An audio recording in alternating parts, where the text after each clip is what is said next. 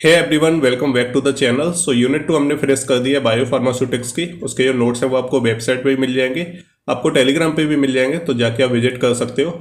Link सारे description में मैं डाल देता हूँ, तो जाके वहाँ से आप जो विजिट करके डाउनलोड कर सकते हो। स्टार्ट करेंगे यूनिट 3 को, और इसमें हम देखने वाले हैं फार्माकोकाइनेटिक मॉडल्स के बारे में।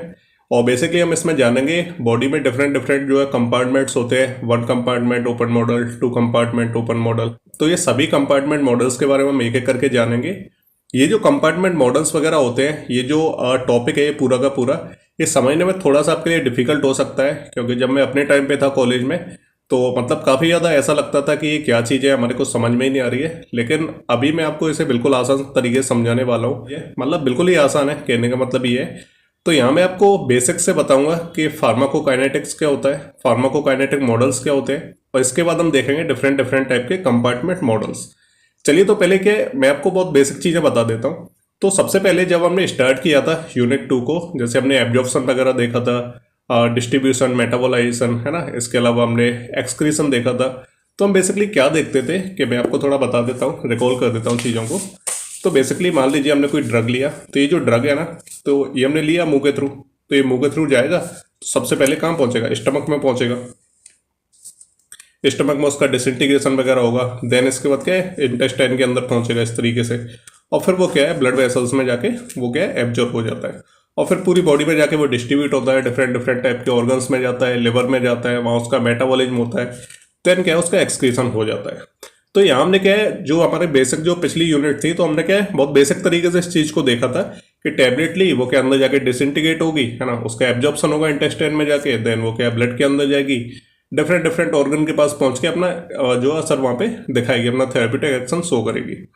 तो यहाँ पे हमने बहुत बेसिक चीज देखी थी, लेकिन यहाँ पे यूनिट 3 में हम क्या देखने वाले हैं, देखेंगे तो हम यही सारी चीजें, है ना, कि एब्जॉर्प्शन वगैरह क्या कुछ हो रहा है। लेकिन यहाँ पे हम क्या देखेंगे कि जब क्या ड्रग हमारे ब्लड के अंदर पहुंचता है, उसके बाद वो क्या है, पूरी बॉडी में डिस्ट्रीब्यूट होता है, डिफरेंट डिफरेंट ऑर्गन्स के पास पहुंचता है। लेकिन यहाँ पे क्या है, जितने भी टाइप के हमारे ऑर्गन्स हैं जिनमें क्या है ड्रग जो है डिस्ट्रीब्यूट होता है, तो उन ऑर्गन्स को हम क्या कहते हैं, कंपार्टमेंट्स में बांट देते हैं, है ना। कंपार्टमेंट्स का क्या मतलब है? कंपार्टमेंट तो आप ऐसे भी आप नॉर्मली जानते ही होंगे। जैसे हम बात करेंगे, मान लीजिए कोई घर है ना। अब घर में क्या एक बड़ा सा हॉल होता है ना, इस तरीके का एक घर है। अब घर में क्या एक हॉल होगा सेंटर में, साइड में एक किचन बनी होगी, इस तरीके से बाथरूम होगा, और भी वहाँ पे छोटे छोटे कमरे होंगे, है ना। तो बेसिकली क्या रहता है कि वहाँ पे एक तो हमारा सेंटर में एक बहुत ही मतलब प्रीमियम सा एक हॉल रहता है, जहाँ पे सभी गेस्ट वगैरह आके बैठ सकते हैं। और बाकी क्या है, उसके आसपास काफी सारे मतलब छोटे छोटे रूम्स होते हैं, किचन वगैरह होती है ना, और बाकी सारी चीजें। और एक तरीके से हम बोल सकते हैं कि ये जो सेंटर में जो हमारा हॉल बना हुआ है, ये क्या है, हमारा सेंटर कंपार्टमेंट है, और बाकी सारे जितने भी हैं छोटे छोटे रूम्स हैं, वो क्या इसके साथ जुड़े हुए हैं इस तरीके से, है ना। तो इस चीज को हम क्या बोलते हैं, इन्हें हम कंपार्टमेंट मॉडल्स बोलते हैं, कि एक क्या सेंटर कंपार्टमेंट होता है, और बाकी छोटे छोटे जो कंपार्टमेंट है वो क्या उसके साथ जुड़े रहते हैं, है ना। तो इसी तरीके से जब क्या है ड्रग हमारे ब्लड के थ्रू पूरी बॉडी के अंदर डिस्ट्रीब्यूट होता है, तो वो क्या है डिफरेंट डिफरेंट ऑर्गन्स के पास पहुंचता है। तो वहां पे कुछ हमारे ऑर्गन्स होते हैं जो क्या है सेंटर कंपार्टमेंट्स होते हैं, और बाकी के हमारे क्या पेरिफेरल कंपार्टमेंट्स होते हैं, जो क्या है उस सेंट्रल कंपार्टमेंट के साथ जुड़े रहते हैं। ओके, अभी आप इतना समझ गए होंगे कि कंपार्टमेंट्स होते क्या है। तो जितने भी ऑर्गन्स में हमारा ड्रग जाएगा, तो उसमें कुछ हमारे ऑर्गन्स होंगे वो क्या है सेंट्रल जो कंपार्टमेंट होंगे, जो सेंटर में काम करेंगे, और बाकी जितने भी हमारे अदर जो पार्ट्स होंगे वो क्या हमारे पेरिफेरल कंपार्टमेंट होंगे। यानी पहले सेंटर में ड्रग पहुंचेगा, देन वो क्या है वहां से डिस्ट्रीब्यूट होके जो पेरिफेरल जो कंपार्टमेंट है, जो क्या उससे जुड़े हुए हैं, उनके अंदर पहुंचेगा। इतना आपके समझ में आ गया होगा। तो बेसिकली इस यूनिट में हम क्या चीजें पढ़ने वाले हैं, कि जो हमारा ड्रग हमारा डिस्ट्रीब्यूट हो रहा है पूरी बॉडी के अंदर, तो डिफरेंट डिफरेंट जो पार्ट्स होते हैं हमारी बॉडी के अंदर जहाँ पे ड्रग पहुंच रहा है, तो हम क्या है उनको अलग अलग कंपार्टमेंट में डिवाइड कर देते हैं, है ना। एक कंपार्टमेंट है तो उसमें हमने लिवर को ले लिया, हमने क्या किडनी को ले लिया, लंग्स को ले लिया, है ना। एक कंपार्टमेंट में हमने ब्लड प्लाज्मा को ले लिया, एक कंपार्टमेंट में हमने जो एक्स्ट्रा वेस्कुलर जो टिश्यूज रहते हैं, मसल्स रहते हैं, उनको हमने ले लिया।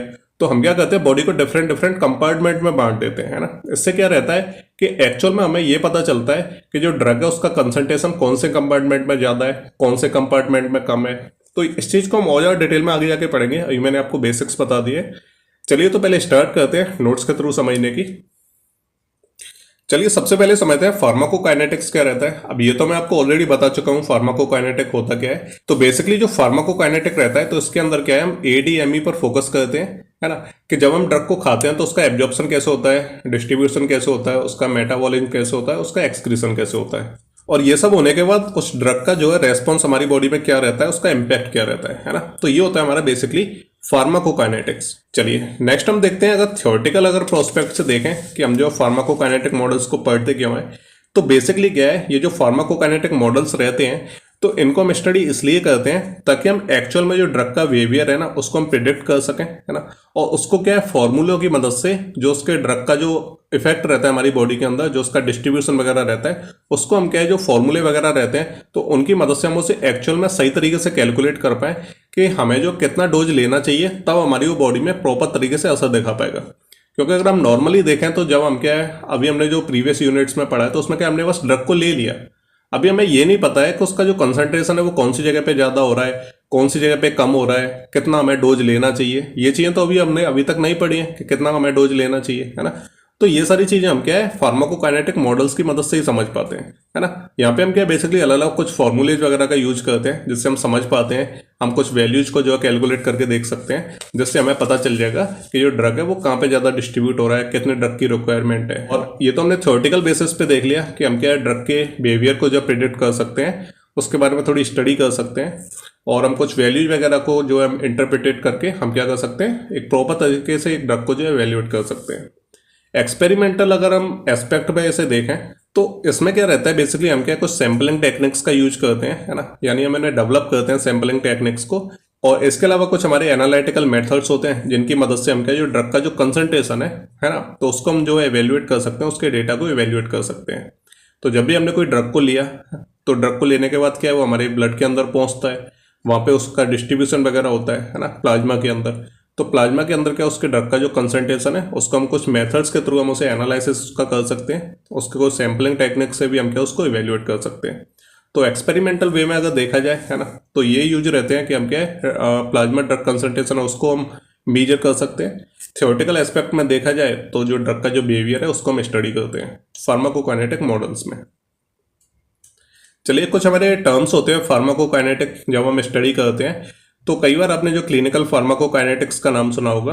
तो क्लिनिकल फार्माकोकाइनेटिक में क्या रहता है कि जो प्रिंसिपल्स रहते हैं फार्माकोकाइनेटिक्स के, तो उनको क्या हम पेशेंट मैनेजमेंट में यूज करते हैं ना। तो फार्माकोकाइनेटिक्स के प्रिंसिपल क्या रहते हैं कि बेसिकली हम जो है ड्रग को इवेल्युएट कर पाए कि वो जो है बॉडी में हमारा कैसे इफेक्ट दिखा रहा है। तो ये जो बेसिकली क्लिनिकल जो फार्माकोकाइनेटिक्स रहता है, तो इसमें हम जो पेशेंट रहता है तो पेशेंट को हम मैनेज कर सकते हैं, हम देख सकते हैं कि जो ड्रग वो यूज कर रहा है तो उसके लिए इफेक्टिव और सेफ है या नहीं है ना।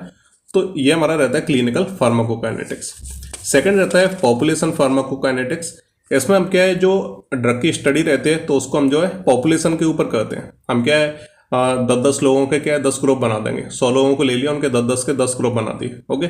और फिर क्या हम किसी ड्रग को जो है उन सभी ग्रुप्स में हम उसे डिस्ट्रीब्यूट करेंगे, और फिर हम जो ग्रुप्स को जो स्टडी करेंगे कि वो जो ड्रग है वो क्या है डिफरेंट डिफरेंट ग्रुप्स के ऊपर अलग अलग असर दिखा रहा है या सभी के ऊपर एक ही तरह से काम कर रहा है ना। तो बेसिकली क्या है, इसे हम बोलते हैं पॉपुलेशन फार्माकोकाइनेटिक्स। नेक्स्ट आता है हमारा टॉक्सिकोकाइनेटिक्स।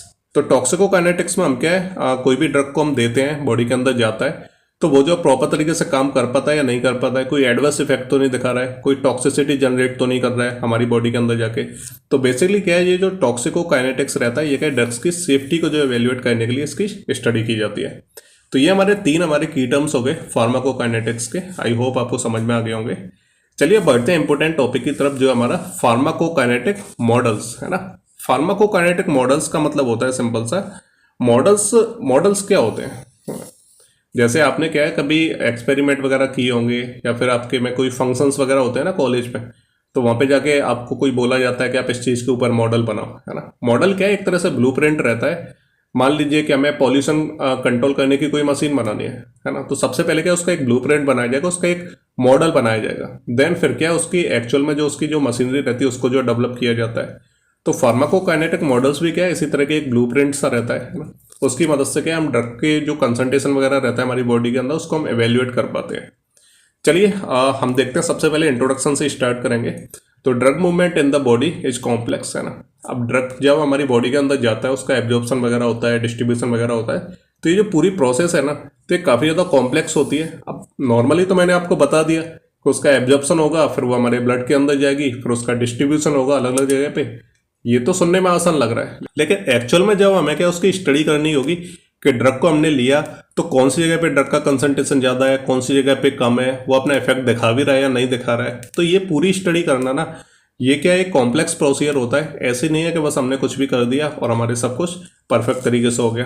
तो काफ़ी कॉम्प्लेक्स मतलब रहता है, जो ड्रग का जो मूवमेंट रहता है बॉडी के अंदर, हमें प्रॉपरली हम पता नहीं रहता है कि मतलब किस तरीके से वो मूव करता है, कहाँ पे जाता है, कैसे वो अपना काम करता है, कौन सी जगह पे ज़्यादा डिस्ट्रीब्यूट होता है। तो ये चीज़ क्या एक कॉम्प्लेक्स प्रोसेस है जो कि हम ऐसे ही नहीं समझ सकते हैं। तो अगर हम गोल की बात करें फार्माकोकाइनेटिक मॉडल्स की, तो इसका गोल बिल्कुल सिंपल है कि जो पूरी की पूरी जो इन विवो ड्रग स्टडी रहती है, तो उसको जनरलाइज करना, उसको सिंप्लीफाई करना। कि मान लीजिए हम क्या है एक फार्माकोकाइनेटिक मॉडल बनाते हैं जो क्या काम करता है कि जब हमारी बॉडी के अंदर ड्रग गया तो उसका जो डेटा रहेगा कि वो कहाँ कहाँ पे डिस्ट्रीब्यूट वगैरह हो रहा है, तो उसको क्या है सिंपल बनाना है ना, उसको सिंप्लीफाई करना उस पूरे डेटा को, और उसे जनरलाइज करना ताकि हर कोई आसानी से समझ पाए। तो ये सिंपल सा गोल रहता है फार्माकोकाइनेटिक मॉडल्स का। चलिए अगर हम अप्रोचेस की बात करें तो बेसिकली क्या है जो हमारे मेथड्स रहते हैं एनालिसिस करने के लिए फार्माकोकाइनेटिक डेटा को, कहने का मतलब है कि यहाँ पे हम कंपार्टमेंट मॉडल्स की बात कर रहे हैं। फार्माकोकाइनेटिक मॉडल्स का एक बेसिक इंट्रोडक्शन है, लेकिन ये जो फार्माकोकाइनेटिक मॉडल्स हैं इनके अंदर क्या कैटेगरी आ जाती है, कुछ हमारे कंपार्टमेंट मॉडल्स होते हैं। अब कंपार्टमेंट में आपको बता चुका हूँ, फ्री में आपको बता देता हूँ कि ड्रग क्या हमारी बॉडी के अंदर गया इस तरीके से, वो क्या स्टमक के अंदर पहुंचा, स्टमक के अंदर पहुंचने के बाद वो क्या इंटेस्टाइन के अंदर पहुंचा, और वहां से क्या है वो हमारे जो ब्लड फ्लो रहता है उसमें जाके एब्जॉर्ब हो गया, और वहां से क्या है वो डिस्ट्रीब्यूट हो रहा है। पहले वो लिवर के पास पहुंचा, फिर वो पहुंचा हमारे लंग्स में पहुंचा, उसके बाद वो किडनी में पहुंचा, है ना। तो इस तरीके से क्या है वो डिफरेंट डिफरेंट जगह पे जो है डिस्ट्रीब्यूट होता है। अब नॉर्मली तो हमें पता है कि वो कहाँ कहाँ जा रहा है, लेकिन अगर उसकी हमें स्टडी करनी है तो हमें प्रॉपर पता होना चाहिए कि जो ड्रग है वो लिवर में कितना जा रहा है, हमारी किडनी के अंदर कितना पहुंच रहा है, प्लाज्मा के अंदर उसका कंसंट्रेशन क्या है। तो इन सभी चीज़ों को हम नॉर्मली एक वे में स्टडी नहीं कर सकते। हमें क्या करना पड़ेगा कि बॉडी के डिफरेंट डिफरेंट जो ऑर्गन्स हैं, जैसे ब्लड प्लाज्मा हो गया, किडनी हो गई, लंग्स हो गए, एक्स्ट्रा वेस्कुलर टिश्यूज वगैरह हो गए, तो उन सभी को क्या हमें अलग अलग कंपार्टमेंट्स में बांटना होगा। और फिर जब हम एक कंपार्टमेंट की स्टडी करेंगे तो हमें पता चलेगा कि उस ड्रग का कंसंट्रेशन उस कंपार्टमेंट में कितना है, फिर दूसरे कंपार्टमेंट में कितना है, तीसरे कंपार्टमेंट में कितना है। तो इससे क्या हम एक्चुअल में असल तरीके से पता लगा सकते हैं कि जो ड्रग का डिस्ट्रीब्यूशन है वो कैसे हो रहा है। तो यहाँ पे बेसिकली जो एनालिसिस के जो मेथड्स होते हैं तो वो क्या दो टाइप के होते हैं। एक तो मॉडल अप्रोच रहता है जिसमें हम क्या है कंपार्टमेंट मॉडल्स की मदद से हम जो है स्टडी करते हैं ड्रग की, और दूसरा होता है बोलते हैं मॉडल इंडिपेंडेंट अप्रोच। इसमें क्या है हम किसी कंपार्टमेंट मॉडल का यूज नहीं करते हैं, है ना। तो ये चीज़ आपको ध्यान रखनी है। अब इसके बारे में बाद में बात करेंगे क्योंकि मेन हमारे इंपॉर्टेंट मॉडल अप्रोच ही है। इसमें क्या है पहला रहता है कंपार्टमेंट मॉडल्स। इसमें क्या है कंपार्टमेंट मॉडल्स मैंने आपको बताया कि हम क्या है कंपार्टमेंट की मदद से समझते हैं ड्रग का डिस्ट्रीब्यूशन कैसे हो रहा है। इसमें क्या है दो टाइप रहते हैं, एक तो मेमिलरी और एक रहता है कैटेनरी। सेकंड हमारे फिजियोलॉजिकल मॉडल्स आते हैं, इसमें कंपार्टमेंट मॉडल्स नहीं होते हैं। तो इसमें क्या है परफ्यूजन लिमिटेड मॉडल एक रहता है और दूसरा रहता है डिफ्यूजन लिमिटेड मॉडल। तो मॉडल तो रहेगा लेकिन कंपार्टमेंट नहीं रहेगा। हम कंपार्टमेंट की मदद से स्टडी नहीं कर रहे हैं फिजियोलॉजिकल मॉडल्स में। जब मैं आपको बताऊंगा तब आपके समझ में आ जाएगा। और सबसे लास्ट आता है डिस्ट्रीब्यूटेड पैरामीटर्स मॉडल, तो इसके बारे में भी हम बाद में डिस्कस करेंगे। इंपॉर्टेंट है हमारे कंपार्टमेंट मॉडल्स क्योंकि ये पूछे जाते हैं एग्जाम में। चलिए इनके बारे में थोड़ा डिस्कस करते हैं। चलिए इनको मैं आपको थोड़ा बताऊं उससे पहले हम कुछ अप्रोचेस देख लेते हैं कि कंपार्टमेंट जो फार्माकोकाइनेटिक मॉडल्स रहते हैं तो इनकी अप्रोच क्या रहती है ना। तो सबसे पहला इनका काम रहता है कि जो ड्रग का जो कंसंट्रेशन चेंज होता है हमारी बॉडी के अंदर उस समय के बाद जैसे जैसे जैसे समय बढ़ता जाता है तो कंसंट्रेशन क्या हमारी बॉडी के अंदर चेंज होता रहता है। तो ये जो मॉडल्स होते हैं तो ये क्या इस चीज़ को डिस्क्राइब करते हैं। इन मॉडल्स की मदद से हम समझ पाते हैं कि समय के साथ जो कंसंट्रेशन है वो कैसे चेंज हो रहा है ड्रग का, है ना। तो ये चीज़ आपको ध्यान रखनी है। सेकंड क्या है इसमें हम कुछ मैथमेटिकल टर्म्स होते हैं, इनकी मदद से हम क्या है जो रिलेशनशिप रहती है तो जो क्वांटिटेटिव रिलेशनशिप रहती है तो उसको हम क्या है कॉन्साइजली जो है एक्सप्रेस कर सकते हैं, है ना। अब क्या है जैसे मॉडल्स के आपस में जुड़े रहते हैं, जो कंपार्टमेंट्स रहते हैं वो क्या आपस में जुड़े रहते हैं। तो एक कंपार्टमेंट में ड्रग का कंसंट्रेशन कैसे चेंज हो रहा है, दूसरे में कैसे चेंज हो रहा है ना। तो इस चीज़ को क्या हम जो क्वांटिटेटिव रिलेशनशिप होते हैं उसकी मदद से हम एक्सप्रेस कर सकते हैं। और थर्ड हम अप्रोच की बात करें तो ये जो मॉडल्स रहते हैं तो ये क्या है ड्रग का जो टाइम का जो कोर्स रहता है थ्रू आउट द बॉडी उसको क्या कैलकुलेट करने में मदद करता है। अब बेसिकली मैं आपको बिल्कुल सिंपल भाषा में बता दूं, ये सारी अप्रोचेस का एक ही काम रहता है कि ड्रग हमारी बॉडी के अंदर गया, अब वो जो ड्रग है वो हमारे बॉडी के अंदर डिस्ट्रीब्यूट हो रहा है ब्लड के थ्रू। अब जब वो डिस्ट्रीब्यूट हो रहा है तो वो क्या है डिफरेंट डिफरेंट ऑर्गन्स में पहुंच रहा है। उन ऑर्गन्स को क्या हमने कंपार्टमेंट्स में बांट दिया है। अब हम उन कंपार्टमेंट की हम स्टडी करेंगे और हमें पता चलेगा कि जो ड्रग है वो क्या है, हर कंपार्टमेंट में किस तरीके से उसका जो कंसंट्रेशन है वो कम होता जाता है समय के साथ। तो बस ये सिंपल सी इसकी अप्रोच रहती है। ये फार्माकोकाइनेटिक मॉडल्स में हम इसी चीज़ की हम स्टडी करते हैं। टाइप्स की मैंने आपसे अभी बात की थी, मैंने आपको फ्लो चार्ट में बताया था, फिर भी मैं आपको बता देता हूँ। पहले रहते हैं कंपार्टमेंट मॉडल्स, ओके, जिसमें हमने मैमुलरी और जो कैटेनरी है उसके बारे में डिस्कस करेंगे अभी। तो जो हमारे कंपार्टमेंट मॉडल्स रहते हैं तो ये क्या हमारे एम्पेरिकल मॉडल्स होते हैं। एम्पेरिकल का मतलब है कि इसमें हम इक्वेशंस वगैरह का हम यूज करके कैलकुलेशंस करते हैं ड्रग के कंसंट्रेशन की।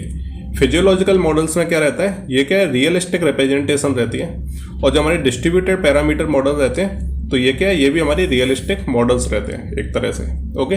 अब इनके बारे में हम डिस्कस करेंगे ताकि सारी चीज़ें आपकी क्लियर हो जाए। अभी शुरुआत हम क्या है, कंपार्टमेंट मॉडल से करेंगे।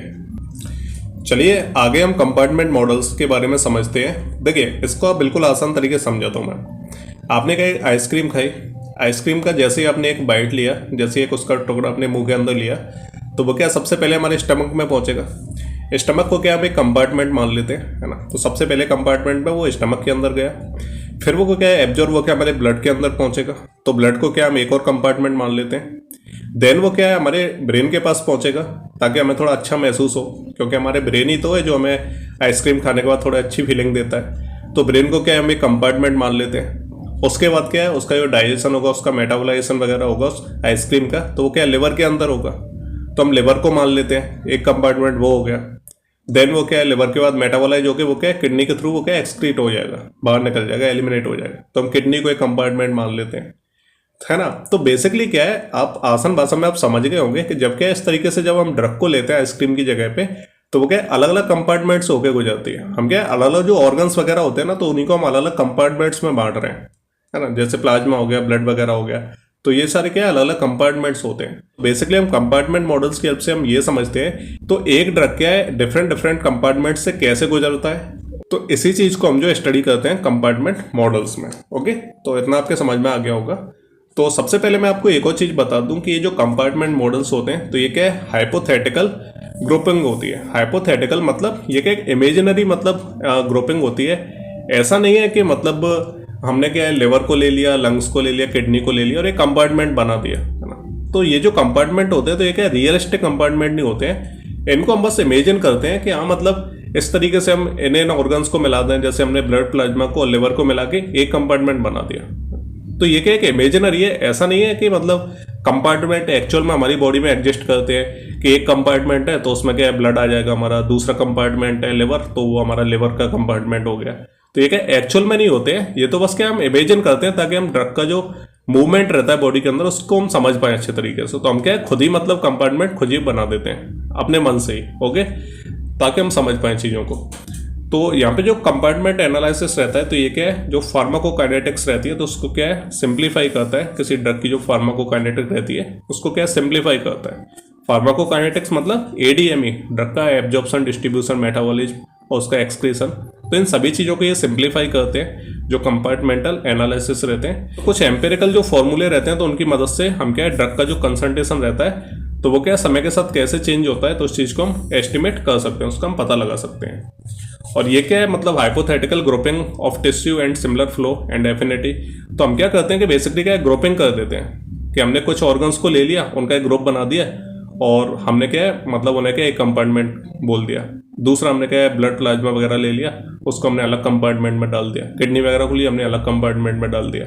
तो हम क्या है या तो जो ब्लड फ्लो रहता है कि किस ऑर्गन में कितना ब्लड फ्लो हो रहा है, ज़्यादा ब्लड फ्लो वाले जो ऑर्गन्स हैं उनको हमने अलग कंपार्टमेंट में डाल दिया। और ऐसे जो ऑर्गन्स होते हैं जहाँ पे क्या ड्रग की एफिनिटी ज़्यादा होती है ना, तो उनको हमने अलग कंपार्टमेंट में डाल दिया। तो इस तरीके से क्या हम इमेजिन करके और डाल देते हैं अलग अलग कंपार्टमेंट्स में अपनी पूरी बॉडी को, ओके। तो ये क्या रियल में कोई फिजियोलॉजिकल एनाटॉमिकल रीजन नहीं होते हैं। ऐसा नहीं है कि बायो की बुक में लिखा होगा कि ये अलग अलग कंपार्टमेंट रहते हैं, इनमें ये आएगा उनमें वो आएगा, तो ऐसा नहीं है बिल्कुल। एंड हम नेक्स्ट हम पॉइंट देखें, the body is viewed as composed of interconnected compartments. तो हम क्या है बॉडी को बस एक इमेजिन करते हैं कि ये हमारी बॉडी है पूरी ह्यूमन बॉडी और इसके अंदर जितनी भी चीज़ें हैं ऑर्गन्स वगैरह हैं सारे के सारे, तो वो क्या है एक दूसरे से कनेक्ट है ना, अंदर जाके वो क्या एक दूसरे से कनेक्ट है, इंटरकनेक्टेड है, ओके। तो इनको हम क्या कंपार्टमेंट्स बोल रहे हैं। तो इतना आपके समझ में आ गया होगा, ओके। चलिए एडवांटेजेस की हम बात करते हैं कि इनके एडवांटेजेस क्या होते हैं कंपार्टमेंट मॉडल्स के।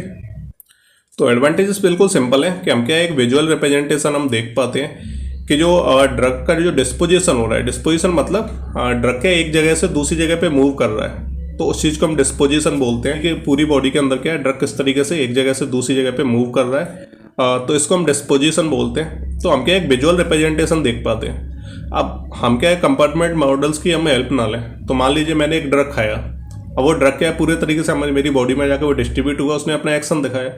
अब ये चीज़ आपको कैसे पता चलेगी? आप मेरे सामने खड़े होकर मुझे ऑब्जर्व कर रहे हो, तो आपको पता कैसे चलेगा कि मेरी बॉडी में जो ड्रग का कंसंट्रेशन क्या था, वो बॉडी के अंदर पहुंचा तो कौन कौन से ऑर्गन से होके गुजरा, कौन कौन से कंपार्टमेंट से होके गुजरा? तो ये चीज़ आप देख के थोड़ी ना बताओगे। इसके लिए आपको क्या करना पड़ेगा, एक स्टडी करनी पड़ेगी, है ना। आपको क्या सैंपल्स लेने पड़ेंगे, आपको मेरे बॉडी के अंदर क्या है बॉडी के जो ऑर्गन्स हैं उनको आपको डिफरेंट डिफरेंट कंपार्टमेंट में बांटना होगा। तो इस चीज़ को हम क्या कहते हैं, इनको हम क्या कहते हैं कंपार्टमेंट्स की मॉडल्स की हेल्प से हम इन्हें स्टडी करते हैं। तो जब हम इन्हें स्टडी करते हैं तो हम क्या विजुअली इन्हें देख पाते हैं, विजुअल तरीके से इस पूरे रिप्रेजेंटेशन को हम देख पाते हैं। और ये पूरी जो ड्रग की जो डिस्पोजिशन की प्रोसेस होती है ना, उसकी जो रेट रहती है, रेट मतलब कितनी जल्दी हो रहा है, कितनी तेज़ी से जा रहा है एक कंपार्टमेंट से दूसरे कंपार्टमेंट में, तो हम कैसे विजुअल तरीके से स्टडी कर पाते हैं। सेकंड हम क्या कुछ इक्वेशंस वगैरह रहती हैं, कुछ डेरिवेशंस रहती हैं, तो उसकी मदद से हम क्या कर सकते हैं कि जो ड्रग का कंसंट्रेशन रहता है हर कंपार्टमेंट के अंदर, वो क्या समय के साथ चेंज होता है। पहले क्या एक कंपार्टमेंट में जाएगा, उसमें ड्रग का कंसंट्रेशन बढ़ जाएगा, फिर क्या है वहाँ से मूव होकर दूसरे कंपार्टमेंट में पहुँचेगा, तो वहाँ पे क्या है फिर पिछले कंपार्टमेंट में जो लेवल है वो कम हो जाएगा कंसंट्रेशन। तो इस तरीके से क्या हम इक्वेशंस और डेरिवेशंस की मदद से हम कंसंट्रेशन जो चेंज हो रहा है समय के साथ ड्रग का बॉडी के अंदर कंपार्टमेंट्स के अंदर, तो हम क्या उसे ऑब्जर्व कर सकते हैं। और नेक्स्ट हम बात करें enables estimation of drug amounts in specific compartments. तो हम क्या है जो ड्रग का जो अमाउंट रहता है अलग अलग कंपार्टमेंट में, तो उसको क्या हम एस्टिमेट कर सकते हैं। ऐसा नहीं है कि एग्जैक्टली उतना ही होता है कि क्या है हमारे ब्लड के अंदर गया जो ड्रग है, फिर वो क्या लिवर के अंदर पहुंचा, लिवर के अंदर पहुंचने के बाद फिर वो क्या किडनी के अंदर गया, या फिर क्या वो ब्लड प्लाज्मा के अंदर गया, या फिर लंग्स के अंदर गया। तो ऐसा नहीं है कि एग्जैक्टली हमें पता रहता है लंग्स के अंदर कितना ड्रग जाएगा, किडनी के पास कितना जाएगा, पूरी बॉडी में जितने टिश्यूज वगैरह हैं तो वहाँ पे कितना जाएगा। तो हम क्या है कि एस्टिमेट हमें जो पता चल जाता है, और ये चीज़ भी हमें पता ऑलमोस्ट लगी जाती है कि तो कौन से कंपार्टमेंट में ड्रग का कितना अमाउंट है ना। तो ये चीज़ हमें पता चलती है जो हमारे कंपार्टमेंट मॉडल्स रहते हैं उनकी मदद से। डिसएडवांटेज की बात करें तो सबसे पहले ड्रग का बिहेवियर। किसी ड्रग को अगर हम आईवी रूट से लेते हैं, अब आईवी रूट से लिया तो वो क्या सीधे ब्लड प्लाज्मा के अंदर गया, तो वो क्या एक ही मॉडल को फॉलो कर रहा है, मतलब एक ही कंपार्टमेंट में मूव कर रहा है वो। लेकिन अब उसी ड्रग को हम क्या ओरली लेते हैं, तो वो क्या पहले स्टमक में पहुंचेगा, फिर वो क्या है एब्जॉर्ब होकर वो ब्लड में पहुंचेगा, प्लाज्मा में पहुंचेगा। तो वो क्या है बेसिकली दो कंपार्टमेंट को फॉलो कर रहा है। तो जो ड्रग का जो बिहेवियर रहता है तो उसको हम जो एनालिसिस नहीं कर सकते कि मतलब किसी ड्रग को हमने इंट्रावीनस से लिया है तो उसका जो बिहेवियर रहेगा ड्रग का वो अलग रहेगा, और हमने ओरल रूट से लिया है तो ड्रग का जो बिहेवियर रहेगा वो बिल्कुल अलग रहेगा। तो हम कौन से रूट से ड्रग को ले रहे हैं, तो ये क्या काफ़ी ज़्यादा डिपेंड करता है जो फार्माकोकाइनेटिक मॉडल्स रहते हैं उनकी स्टडी के लिए, है ना। तो एक क्या ये प्रॉब्लम रहती है कि ड्रग का जो बिहेवियर रहता है वो क्या डिफरेंट हो सकता है रूट्स की वजह से। सेकंड हम बात करें कंपार्टमेंट बिहेवियर चेंजेस, तो सेम वही चीज़ है कि जैसे हमने ड्रग को लिया है जो रूट ऑफ एडमिनिस्ट्रेशन है, तो कौन सा कंपार्टमेंट मॉडल मतलब फॉलो करेगा ड्रग, तो ये क्या है उसके रूट ऑफ एडमिनिस्ट्रेशन के ऊपर डिपेंड करता है। आईवी से लिया है तो वो अलग कंपार्टमेंट मॉडल को फॉलो करेगा, ओरली लिया है तो वो अलग मॉडल को फॉलो करेगा। तो ये क्या कंपार्टमेंट बिहेवियर चेंजेस हम इन्हें बोल सकते हैं। तो बस इतने से इसके डिसएडवांटेजेस हैं कि हम क्या एक तो ड्रग के बिहेवियर को नहीं समझ पाते हैं, एक हम क्या है जो कंपार्टमेंट बिहेवियर रहता है उसको नहीं समझ पाते, उसमें हमें चेंजेस देखने को मिलते हैं। चलिए तो अब हम बात करते हैं जो कंपार्टमेंट मॉडल्स रहते हैं, तो ये क्या दो टाइप के रहते हैं, एक तो मेमिलरी मॉडल रहते हैं, दूसरा कैटेनरी मॉडल रहता है। चलिए पहले मेमिलरी मॉडल्स की हम बात करते हैं। तो ये क्या है मेमिलरी जो मॉडल रहता है, तो ये क्या सबसे ज़्यादा कॉमन तरीका रहता है किसी भी ड्रग के मूवमेंट को ट्रैक करने के लिए। तो ये क्या सबसे आसान मॉडल है, सबसे ज़्यादा कन्वीनियंट है, सबसे ज़्यादा इसी को यूज किया जाता है, इतना आप समझ लो। और इसकी मदद से हम ये पता लगा पाते हैं कि ड्रग जो है मूव कैसे कर रहा है हमारी बॉडी के अंदर। तो सबसे कॉमन वे है ये समझने का। और ये जो मेमिलरी मॉडल रहता है तो इसमें क्या है एक तो सेंट्रल कंपार्टमेंट रहता है और बाकी इसमें क्या है पेरीफेरल कंपार्टमेंट्स होते हैं, है ना। तो सेंट्रल कंपार्टमेंट के साथ क्या है जो पेरीफेरल कंपार्टमेंट होते हैं तो वो जुड़े रहते हैं। ये बिल्कुल ऐसे ही है कि हमारे घर के अंदर कोई एक हॉल है, फिर उसमें बहुत सारे डोर हैं, इस तरीके से एक डोर इधर है एक इधर है ना। और ये जो डोर है वो क्या अलग अलग रूम्स में जाके खुलते हैं इस तरीके से। तो एक क्या सेंट्रल कंपार्टमेंट हो गया और बाकी छोटे छोटे कंपार्टमेंट क्या है यहाँ पे जुड़े हुए हैं, तो ये क्या हमारे पेरिफेरल कंपार्टमेंट्स हो जाते हैं। तो बेसिकली जो मैमिलरी मॉडल्स होते हैं तो इसमें क्या है, एक तो सेंट्रल कंपार्टमेंट होता है और बाकी कुछ इसमें पेरिफेरल जो है कंपार्टमेंट्स होते हैं। तो इतना आपको ध्यान रखना है। और ये जो पेरिफेरल जो कंपार्टमेंट्स रहते हैं तो ये क्या है, सेंट्रल के साथ जुड़े होते हैं आपस में। ओके, तो इस तरीके से चलिए सेंट्रल कंपार्टमेंट क्या रहता है, तो सेंट्रल कंपार्टमेंट में हमारे कुछ ऑर्गन्स आ जाते हैं। जैसे एक तो हमारा प्लाज्मा आ जाता है, एक हमारा जो है लंग्स आ जाते हैं, लिवर आ जाते हैं और किडनी आ जाती है। ओके, तो ये हमारे चार मतलब ऑर्गन्स, इसमें तीन तो हमारे ऑर्गन्स हैं और प्लाज्मा आ जाता है हमारा।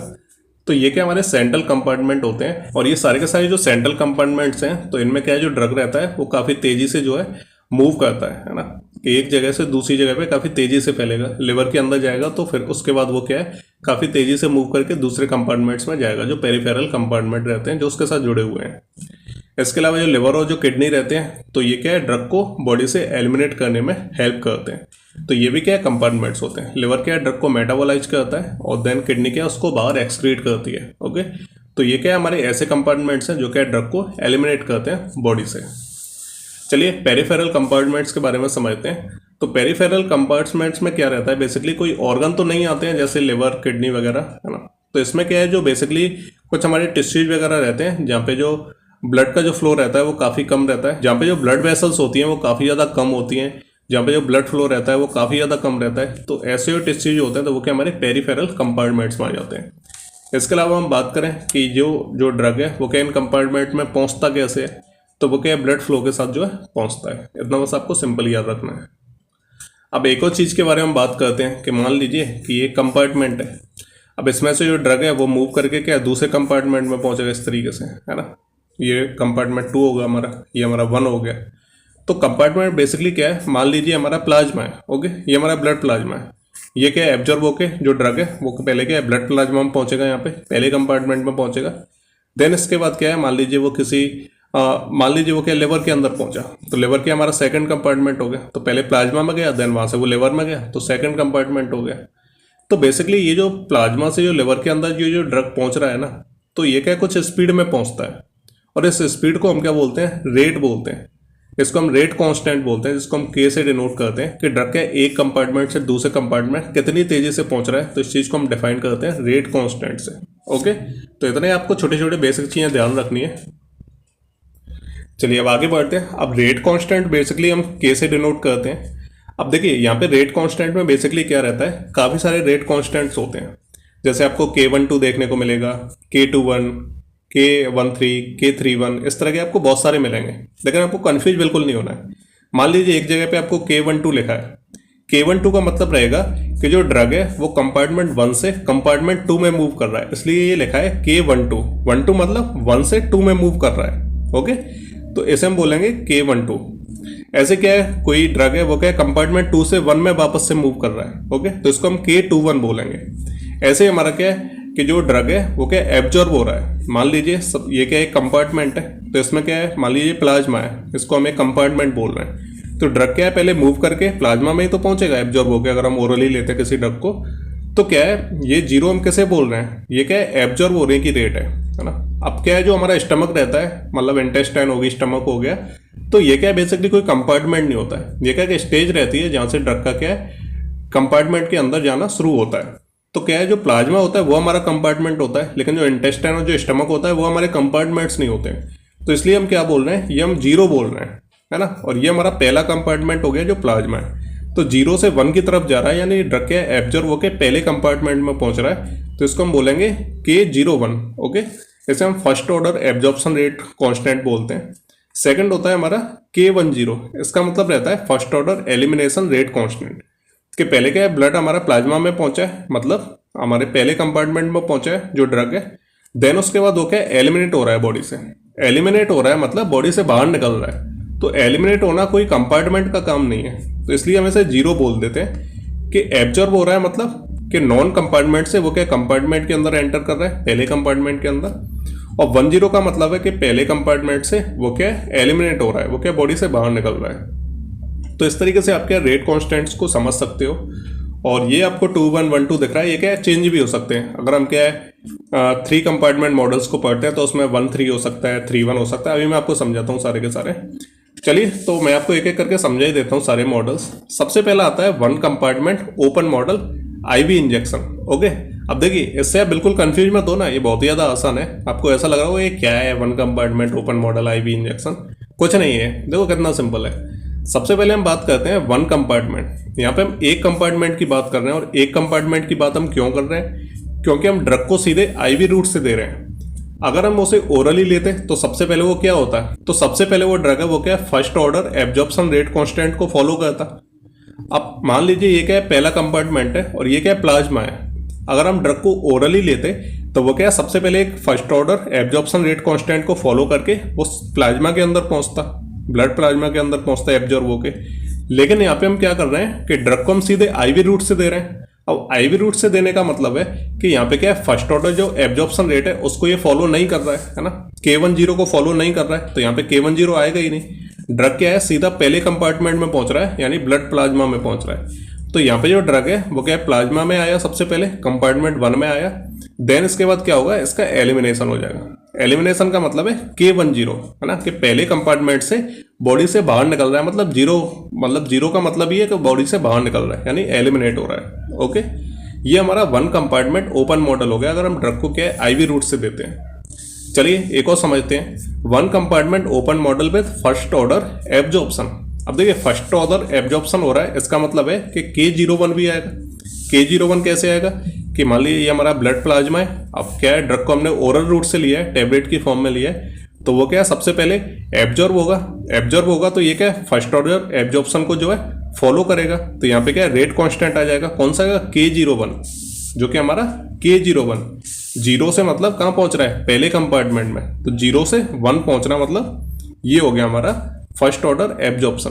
इसके बाद क्या होगा, ये प्लाज्मा में पहुंचेगा, और प्लाज्मा में पहुंचने के बाद ये क्या बॉडी से एलिमिनेट होगा, तो K10 आ जाएगा, है ना। समझ रहे हो ना, 0-1 का मतलब है कि एब्जॉर्ब होकर पहले कंपार्टमेंट में पहुंच रहा है, और इसके बाद 10 का मतलब है कि पहले कंपार्टमेंट से एलिमिनेट होके बाहर निकल रहा है बॉडी से, किसी दूसरे कंपार्टमेंट में नहीं पहुंच रहा है, वो क्या है एलिमिनेट हो रहा है। इतना आपको ध्यान रखना है।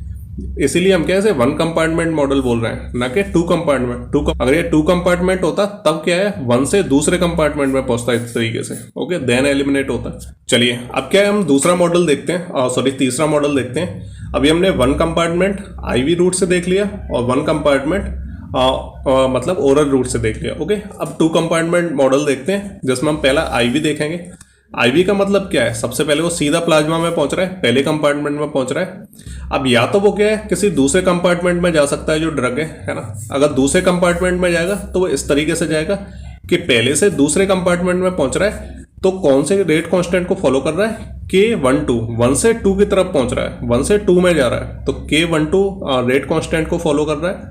अगर 2 से वापस से अगर ये 1 में आ रहा है ड्रग हमारा, पहले इधर गया इधर से वापस यहाँ पे आया, तो K21 को फॉलो कर रहा है, यानी 2 से वापस 1 में आ रहा है, तो K21 रेट कांस्टेंट को फॉलो कर रहा है। और अगर हम बात करें कि यहाँ से क्या है 1 कंपार्टमेंट में आने के बाद ये क्या है एलिमिनेट हो रहा है बॉडी से, तो ये क्या है K10 को फॉलो कर रहा है। ओके, एलिमिनेशन हो रहा है उसका, समझ में आ रहा है।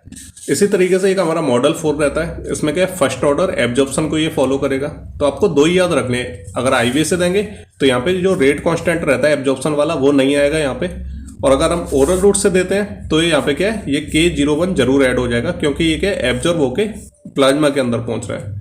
तो यहाँ पे हम 2 कंपार्टमेंट को देखते हैं फर्स्ट ऑर्डर एब्जॉर्प्शन में। तो ड्रग को दिया, एब्जॉर्ब होके प्लाज्मा में पहुंचा पहले मॉडल में। अब क्या है अगर 2 मॉडल है, अगर क्या है 2 कंपार्टमेंट है, तो वो क्या है या तो क्या कंपार्टमेंट 2 में जाएगा K12 को फॉलो करते हुए, या फिर क्या वापस इसमें आ जाएगा और यहाँ से क्या एलिमिनेट हो जाएगा, K10 को फॉलो करेगा। बिल्कुल सिंपल है, ठीक है। अब हम बात करते हैं 3 मॉडल्स वाली। ओके, अगर हम IV से अगर हम इंजेक्शन के थ्रू ड्रग को देते हैं तो 3 कंपार्टमेंट मॉडल कैसे काम करेगा।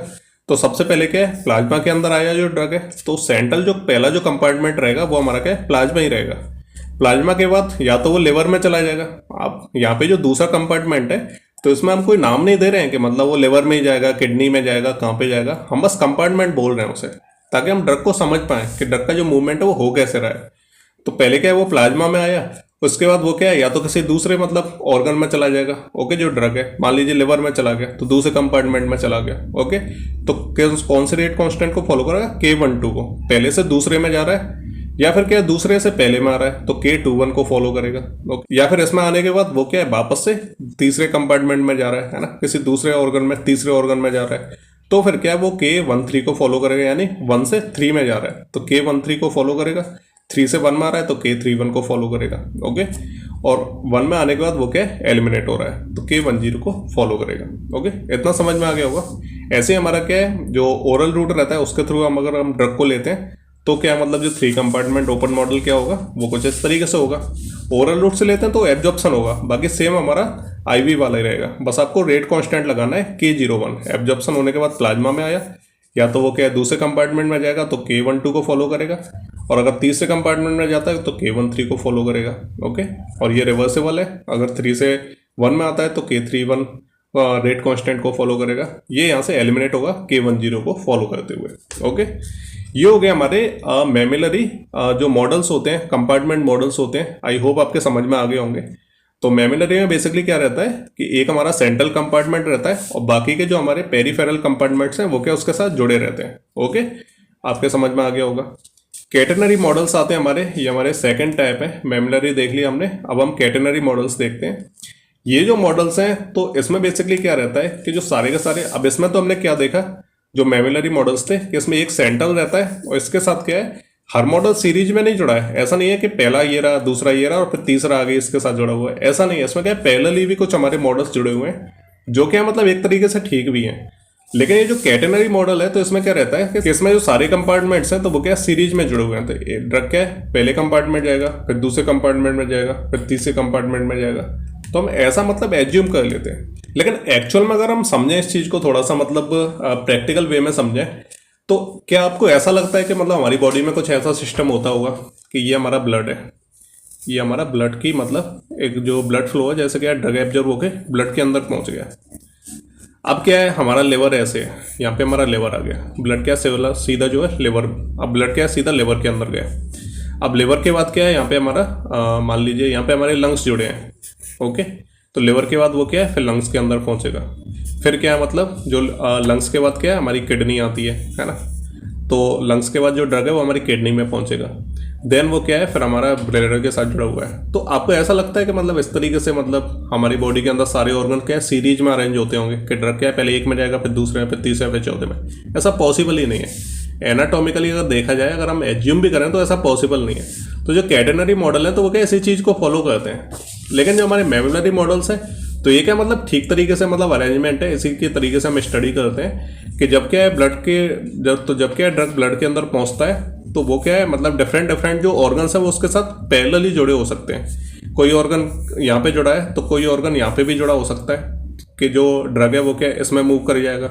कोई ऑर्गन यहाँ भी जुड़ा हो सकता है तो ड्रग क्या इसमें मूव कर जाएगा। तो ये मतलब ठीक रहता है, इसी तरीके से काम होता है कि एक जो ब्लड मतलब फ्लो रहता है तो ऑर्गन उसके साथ आपस में जुड़े हो सकते हैं, यानी एक सेंट्रल कंपार्टमेंट होगा और बाकी सारे उसके साथ पेरिफेरली जो है कनेक्टेड होंगे, ओके। तो जो कैटेनरी मॉडल है तो इसमें सारे सीरीज में या चेन में जुड़े रहते हैं। और इसका मतलब सिंपल सा एक ड्रॉबैक यही है कि ये क्या फिजियोलॉजिकली या एनाटॉमिकली हम इसे कंपेयर नहीं कर सकते बॉडी के साथ, ओके। तो हम क्या है मतलब इसे यूज ही नहीं करते हैं। मतलब एक तरीके से हम बोल सकते हैं कि मतलब जस्ट हमने क्या इसका दूसरा टाइप समझ लिया है इसे, लेकिन नॉर्मली हम यूज नहीं करते इस मॉडल को, क्योंकि एनाटॉमिकली ये क्या मतलब ठीक नहीं लगता है, मतलब समझ में ही नहीं आता है किस तरीके से हमारी बॉडी के अंदर अरेंजमेंट होता ही नहीं है ऑर्गन्स का। मॉडल को अगर हम देखें तो ऐसा सिंपल सा मॉडल रहता है कि सारे क्या है कंपार्टमेंट सीरीज में जुड़े हुए हैं। तो ऐसा तो मतलब पॉसिबल ही नहीं है। आप थोड़ा भी आप दिमाग लगाओगे तो मतलब अगर आप एनाटॉमी को पढ़ोगे बॉडी के तो आपको ये चीज़ देखने को नहीं मिलेगी कि सारे ऑर्गन्स लाइन से जुड़े हुए हैं, पहले ड्रग एक में जाएगा, दूसरे में, तीसरे में, चौथे में, है ना। ऐसा नहीं होता है। वो क्या है ड्रग क्या है कि जो कंपार्टमेंट है वो क्या है पैरेलली जुड़े होते हैं कि पहले क्या है ड्रग जरूरी नहीं है कि उसी कंपार्टमेंट जाएगा, वो दूसरे कंपार्टमेंट यानी दूसरे ऑर्गन में भी जा सकता है या फिर वो किसी अदर ऑर्गन में भी जा सकता है, लेकिन लाइन से नहीं जाएगा, है ना। तो ये होते हैं हमारे कैटेनरी मॉडल्स, ओके। तो अभी हमने क्या है जो हमारे कंपार्टमेंट मॉडल्स हैं तो वो वाला पार्ट हमने यहाँ पे फिनिश कर लिया है, कंपार्टमेंट मॉडल्स वाला। और हमारे सेकंड आएंगे फिजियोलॉजिकल मॉडल्स। देन हमारे इसके बाद अदर टाइप के आएंगे तो उनको हम नेक्स्ट वीडियो में कवर करेंगे। तो आपको इतना समझ में आ गया होगा। अगर आपको फिर भी समझ में नहीं आया हो तो आप कमेंट करके पूछ सकते हो। तो वो मैं आपको रिप्लाई ज़रूर दूंगा। तो चलिए मिलते हैं अगले वीडियो में, तब तक के लिए good bye and take care.